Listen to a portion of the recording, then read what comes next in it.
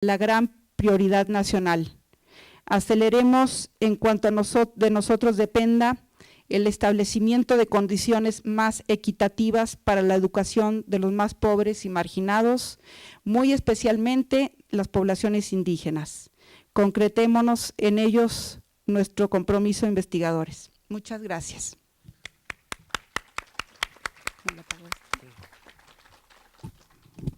Muchas gracias, Paz. Les recuerdo, el propósito del foro es reconocer el trabajo que se viene haciendo en los talleres, la participación de ustedes y cómo vamos construyendo este conocimiento a partir también de la discusión que se genera en los paneles. Entonces, los invitamos a que nos hagan llegar sus preguntas y me voy a permitir presentar al siguiente panelista. Él es Diego García Ricci. Diego es abogado por la Escuela Libre de Derecho, cursó la maestría en Derecho con especialidad en Derecho Constitucional en la Universidad de Toronto, Canadá. Trabajó en la División de Estudios Jurídicos del Centro de Investigación y Docencia Económica, CIDE, y en el Instituto Federal de Acceso a la Información Pública, IFAI. Fue asesor de la presidencia de la Comisión Nacional de los Derechos Humanos. Es profesor de asignatura en la Universidad Iberoamericana, en la Escuela Libre de Derecho y en las maestrías de Derecho Constitucional y Derechos Humanos en la Universidad Latina de América, en Morelia, Michoacán, y Autónoma de la Ciudad Juárez, respectivamente. Ha publicado diferentes artículos de investigación en revistas especializadas. Se desempeñó como investigador en Derechos Humanos del Centro Nacional de Derechos Humanos, de la Comisión Nacional de Derechos Humanos, y sus principales líneas de investigación son derechos humanos en las entidades federativas, derecho a la información y derecho a la privacidad. Actualmente se desempeña como director de coordinación y seguimiento de acuerdos de la Secretaría Ejecutiva del Instituto Federal de Acceso a la Información y Protección de Datos, IFAI. Por favor, Diego, bienvenido. Gracias. Permiso.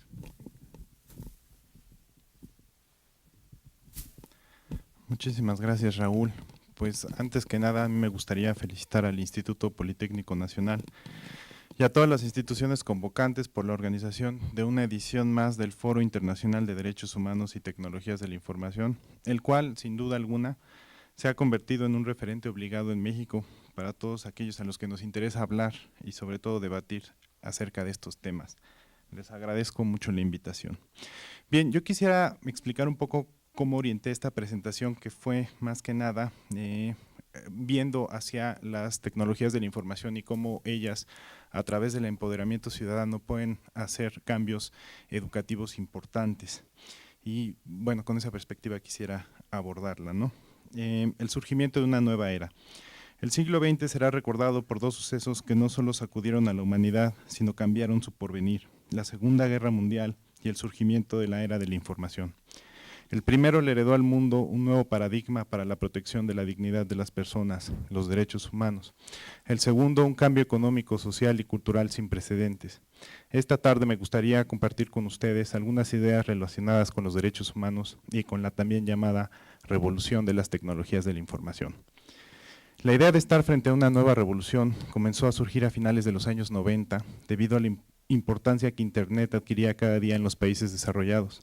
Se trataba de una revolución más silenciosa, imperceptible, aún en su infancia, de carácter científico y tecnológico. Sus efectos, no obstante, comenzaban a sentirse y le lanzaban al mundo infinitas promesas. En aquel entonces, los estudiosos se preguntaban si solo se trataría de meros cambios en las conductas sociales o si esa revolución podría ser capaz de transformar a toda la humanidad. El tiempo demostró lo segundo. Es cierto, las tecnologías de la información han transformado las estructuras sociales de todos los países. Los cambios los podemos observar en la economía, la política, la comunicación, la educación y hasta en la filosofía. Steve Jobs, precisamente, le legó al mundo una nueva filosofía: la tecnología se puede convertir en parte de nuestra vida cotidiana. La constante de esta revolución ha sido una sola: la libre transferencia de información. Ella le ha dado a nuestra sociedad actual el sello distintivo por el que será recordada: la sociedad de la información. En ella, la generación, transmisión y procesamiento de datos se convirtieron en fuentes de generación de riqueza y además la comunicación atraviesa todas las actividades, desde la industria y el comercio hasta la cultura y el entretenimiento. Una conducta social tan básica como lo es ir al cine ilustra lo anterior. Hoy, para poder ver una película con alguien, se necesita de 2 generadores de información: un teléfono celular para ponernos de acuerdo y una cartelera en línea para elegir el filme. ¿Cuáles fueron las 2 condiciones que detonaron el surgimiento de esta sociedad de la información? La primera fue la expansión de Internet, originada a finales de los años 60 en unos campus universitarios estadounidenses. Internet se ha convertido hoy por hoy en el lugar por donde transita una gran cantidad de información que súbitamente ha suplantado la circulación material de bienes y servicios. La segunda condición fue la digitalización y sobre todo la mutación del ADN de la información de átomos a bits, como bien lo explicó con agudeza Nicolás Negroponte. Antes de la era digital, el procesamiento de la información se hacía en átomos que la grababan o la transmitían en forma analógica. Los bits, en cambio, carecen de color, tamaño o peso y pueden viajar a la velocidad del sonido. Un ejemplo para clarificar la diferencia: antes, para poder escuchar una melodía, se necesitaba de un disco de vinil y una aguja que lo rayara para poder reproducir el sonido almacenado en forma de átomos. Hoy día solo se necesita de un reproductor digital capaz de leer los archivos MP3. Así, en lugar de un tocadiscos, ahora solo se necesita de un iPod para escuchar música. No solo fue Internet, sino la digitalización de la información la que hizo posible el surgimiento de esta nueva sociedad y su revolución digital. Se ha sostenido que en realidad no estamos ante una verdadera revolución, pues los cambios no representan auténticas innovaciones, sino son tan solo burdas imitaciones de los grandes inventos del pasado, como lo fueron en su momento el automóvil o el teléfono. Sostener este argumento implica perder de vista el elemento fundamental de toda revolución, que es lograr un cambio radical en la vida de las personas. Las tecnologías de la información lo han logrado y por mucho. El cambio social. La banda ancha permitió el acceso masivo a Internet. Esto le dio a la red un uso social mucho más intenso y progresivo. El aumento en la velocidad de navegación despertó la curiosidad de los ciudadanos para conocer el novedoso mundo ofrecido por la red. Los primeros en aprovechar este potencial social de la red fueron los globalifóbicos, pues encontraron en Internet la plataforma ideal para conformar un contrapoder global al modelo capitalista. La red les permitió organizarse siguiendo el flujo del capital, articularse en redes y ocupar un territorio virtual. Su lógica era muy simple: si el capital está en todas partes del mundo, ellos también lo estarían. Y cito: estamos en todas partes. Fue ese el lema de su movimiento. Así, las tecnologías de la información se convirtieron en los soportes electrónicos para una nueva sociedad red caracterizada no solo por la globalización de las actividades económicas, sino también por su forma de organización social a través de redes. Las acciones de protesta llevadas a cabo por los globalifóbicos dieron cuenta de una nueva forma de acción social basada en una serie de principios guías distintos. Primero, las actividades se organizan en redes horizontales. Segundo, se promueven acciones descentralizadas y creativas. Tercero, se busca sumar adhesión y apoyo. Cuarto, se deben lograr intervenciones efectivas y un gran impacto informativo. La peculiaridad de los globalifóbicos fue precisamente el uso de las nuevas tecnologías de la información. Toda su organización se realizó a través del correo electrónico. Hoy incluso se ha expandido a redes sociales digitales como Facebook o Twitter. La toma de luz y fuerza del centro es un caso que demuestra cómo las nuevas tecnologías de la información no fueron aprovechadas al máximo para repeler la decisión gubernamental. ¿Cuál fue el problema ahí? Pues no se observó precisamente la horizontalidad que caracteriza a este tipo de acciones sociales, ni tampoco se acudió a las tecnologías de la información. Los trabajadores tuvieron que esperar la instrucción vertical del líder para poder actuar. ¿Se imaginan ustedes una convocatoria lanzada a todos los trabajadores de la extinta compañía a través de Twitter o de Facebook? La movilización hubiera sido apabullante. Los movimientos antiglobales demostraron pues el enorme potencial de Internet y la posibilidad de ser utilizado por todo tipo de ciudadanos, globalifóbicos o no. El cacerolazo en Argentina ilustró muy bien la dimensión ciudadana local que podían alcanzar las herramientas tecnológicas. El movimiento social de rechazo contra las medidas económicas impuestas por el gobierno de la Rúa se hizo a través de correos electrónicos. Esto demostró que los argentinos podían organizarse a través de Internet para alcanzar mejores resultados. Las tecnologías de la información se convirtieron así en las plataformas para que los grupos de vecinos o asambleas de barrio ya existentes se volcaran a las páginas web para crear foros de protesta. En ellas se leían declaraciones como estas, y cito: "Todos a reclamar a la plaza, convertite en el corresponsal cacerolero de tu barrio y mantener informada a la comunidad". Fin de la cita. La experiencia argentina demostró que las TICs, además de tener un carácter instrumental, podrían convertirse en herramientas de apropiación colectiva, con un nuevo rol en las relaciones humanas, capaces de generar nuevos espacios de comunicación social. Demostró que las redes comunitarias, al descansar en las tecnologías de la información, pueden crear nuevos tipos de asociaciones y formar verdaderas comunidades virtuales capaces de integrar a todos los ciudadanos a la era de la información. Los globalifóbicos y los argentinos son un ejemplo de innovación educativa, pues le heredaron al mundo un aprendizaje. Las tecnologías de la información pueden convertirse en las grandes aliadas de los ciudadanos para resistir acciones que les causen perjuicios.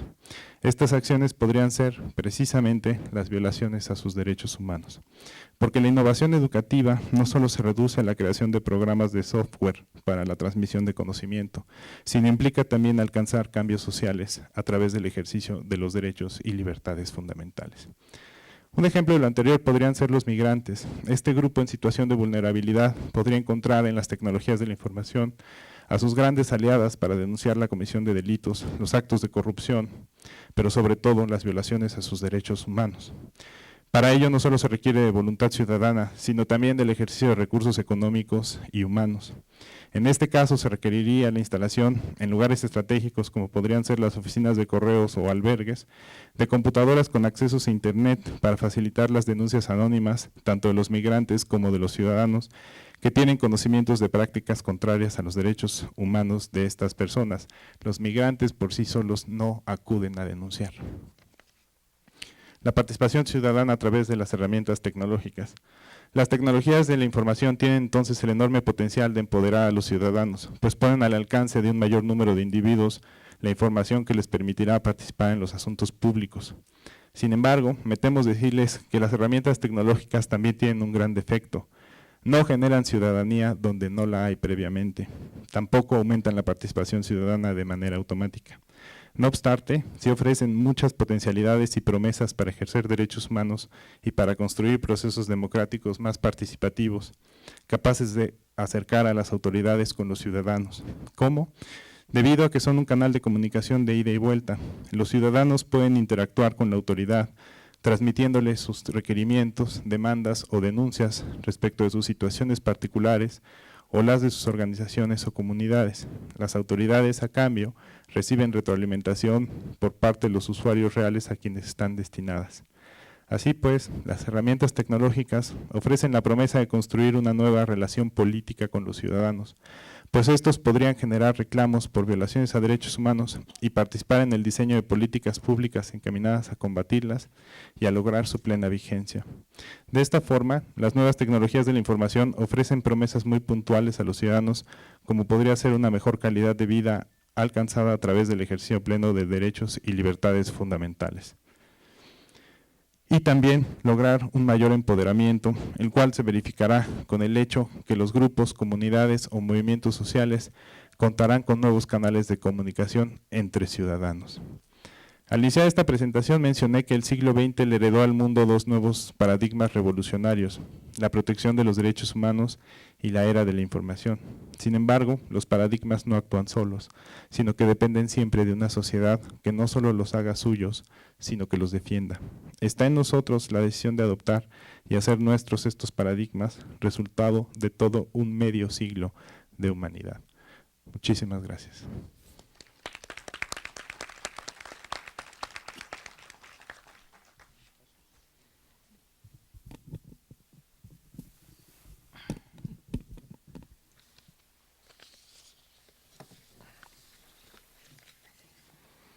Muchas gracias, Diego. Quisiera hacer unas reflexiones de estas dos presentaciones como para ir atando algunas ideas claves.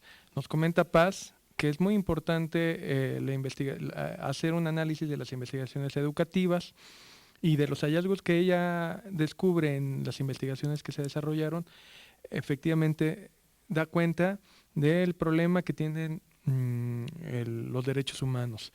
En esas investigaciones el 13% manifestaron diferentes temáticas. Una de ellas es que efectivamente hay escuelas con pocos espacios democráticos. Eso significativamente ayuda a la discriminación y fomenta más la desigualdad, y los contextos no nos ayudan justamente si no se trabaja en los contextos con la educación educativa, en la investigación y la innovación y la transformación educativa, considerando los contextos, lo único que estamos logrando es justamente que las identidades se vayan desvaneciendo, y entonces no generamos una educación justamente a los grupos que son sujetos de mayor discriminación, como son los migrantes, los pueblos indígenas, jóvenes, y hasta estudios de investigaciones educativas donde se promueve el medio ambiente. Si se dan cuenta, son elementos que están en riesgo hoy en día y que tenemos que seguir trabajando justamente con estas poblaciones. Diego nos hace, y quiero hacer aquí el clic, nos hace este análisis muy interesante sobre cómo estos dos nuevos paradigmas, los derechos humanos, la promoción y defensa de los derechos humanos, y las tecnologías de la información, tenemos que trabajar a la par. Cómo apoyarnos en las tecnologías para la defensa y promoción, y cómo los derechos humanos tienen que apoyarse de las tecnologías, viceversa. Y justamente también toca que este aprendizaje nos genera y nos lleva nuevamente como al rumbo de los grupos que se encuentran en situaciones de vulnerabilidad, como son los migrantes y como son grupos de poblaciones indígenas.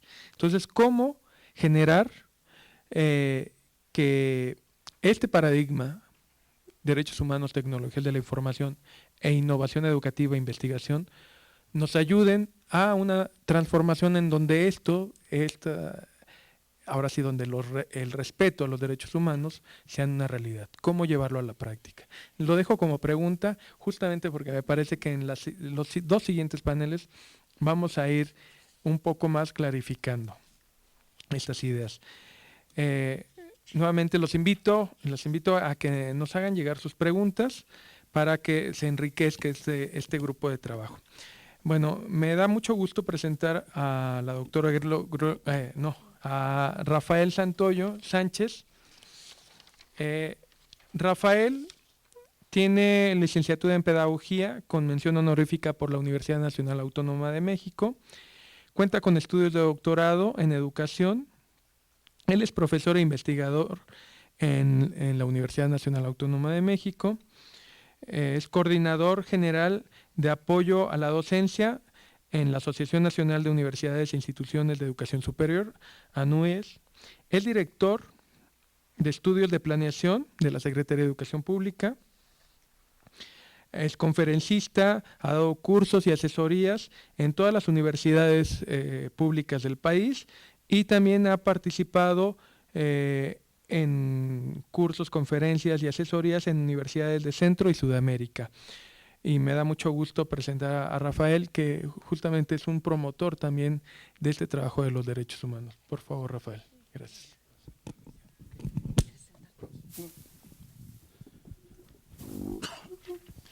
Bueno, algunas aclaraciones breves. Todo eso que dijo Raúl no lo estoy haciendo al mismo tiempo, naturalmente. La otra, que lo que yo voy a decir en este momento no es necesariamente un reporte de investigación, tampoco es un estado del arte sobre el tema de la investigación y la innovación educativa en derechos humanos, y quisiera que ustedes lo tomaran simplemente como un reporte de un trabajo interinstitucional que se ha venido desarrollando y que ha estado, digamos, coordinado en el seno de la Comisión de Política Gubernamental en Materia de Derechos Humanos de la Secretaría de Gobernación. Si hay tiempo les digo de qué se trata el asunto.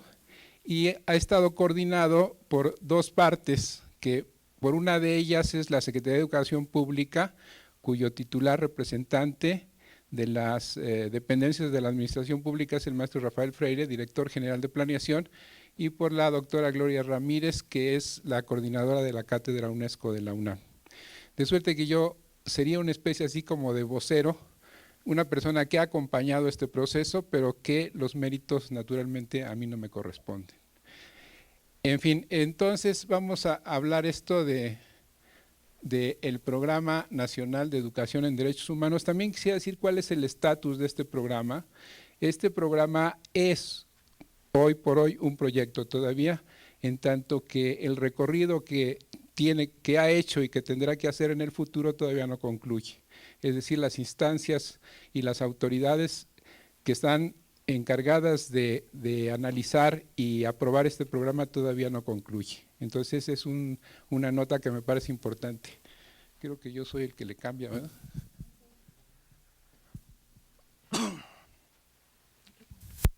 También quiero decir algo que me parece de la mayor importancia, que un planteamiento de esta naturaleza requiere fuerza en la investigación educativa y más todavía un respaldo en la investigación con enfoque de derechos humanos.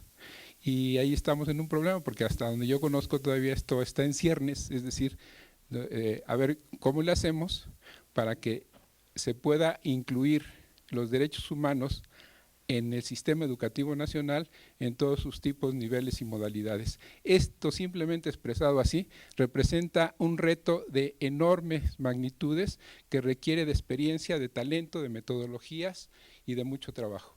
Entonces, esto lo podemos ir vislumbrando como algo de su dificultad.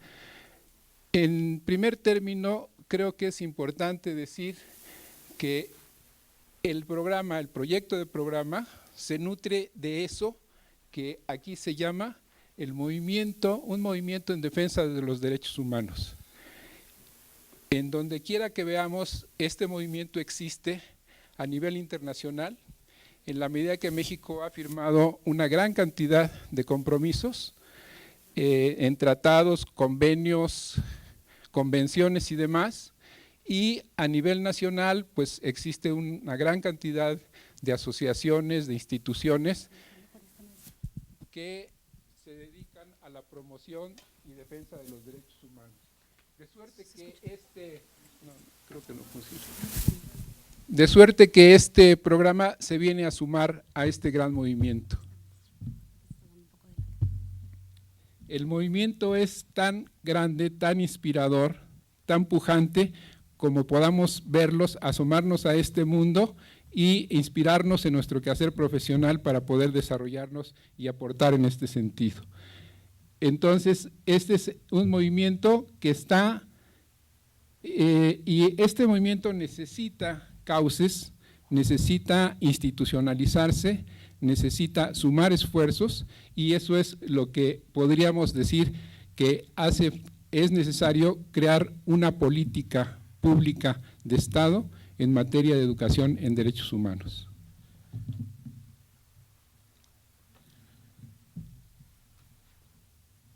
Entonces, en el planteamiento es que el Programa Nacional de Educación en Derechos Humanos representa la concreción de una política de Estado en materia de educación en derechos humanos que se promoverá en los ámbitos federal, estatal y municipal, es decir, de alcance nacional, atenderá a la población escolar en todos los tipos, niveles y modalidades educativas, particularmente de aquellas que se encuentran en situación más vulnerable, comprenderá a la población no escolarizada por medio de las estrategias de educación no formal e informal.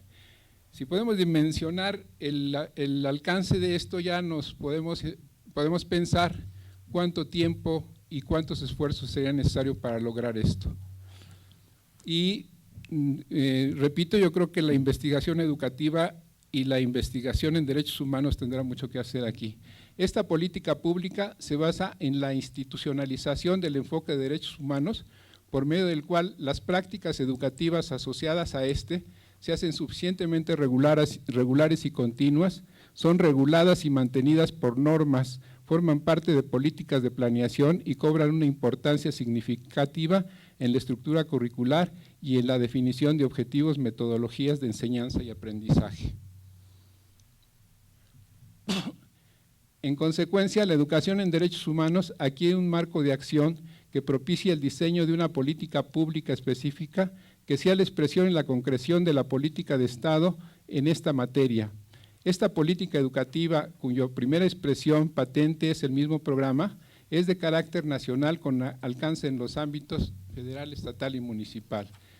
El programa congrega esfuerzos institucionales, favorece sinergias entre grupos y forma a los actores del proceso educativo, organiza una participación inclusiva e integra los recursos necesarios para impulsar la prevención, enseñanza y difusión de los derechos humanos.